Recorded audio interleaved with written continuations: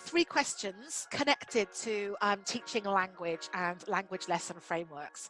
So question one, why is it important that grammar presentation techniques aid elicitation of the target language? We really want to get the language from the learners instead of spoon feeding it into them. If we can engage them in the elicitation stage, it's much more motivating because their brain is active and they are thinking. If we're just spoon feeding them through slides, then the students are sitting passively while the slides pass on through, and that doesn't really help them remember the grammatical information. So elicitation will help engagement.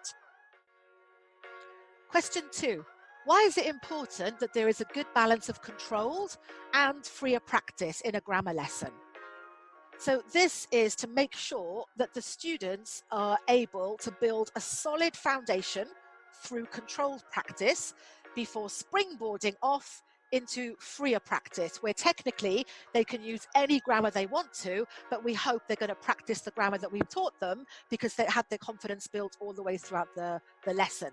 So controlled practice can be controlled oral practice via drilling, as well as your typical controlled practice writing tasks like a gap fill or an error correction or a sentence transformation. So we need to make sure that the language, the target language, is based on a firm foundation, because if they're making mistakes at controlled practice that go unchecked, then that's going to mean those mistakes will spread when they're talking to each other in bigger groups during freer practice. And if we still don't correct any errors, then it's possible that those errors are going to fossilize over time and become very difficult for the students to change. So question three, how important is spaced repetition for language retention when teaching grammar? So I think this is vital. We forget almost 100% of what we've learned after just 24 hours.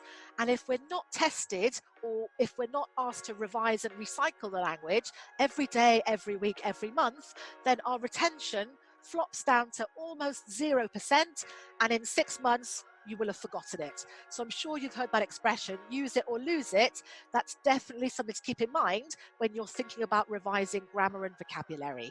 Okay, so regular revision, little daily tests or activities on what was done the day before, weekly progress tests to make sure they're revising everything across the 3 days or the 5 days that they come to you, and then maybe monthly tests as well, just to make sure that the information is sticking in the hope that after their 3 months spent learning English, the retention will still be around 80 or 90%, thanks to all of the individual repetition, as opposed to flopping down to 0%.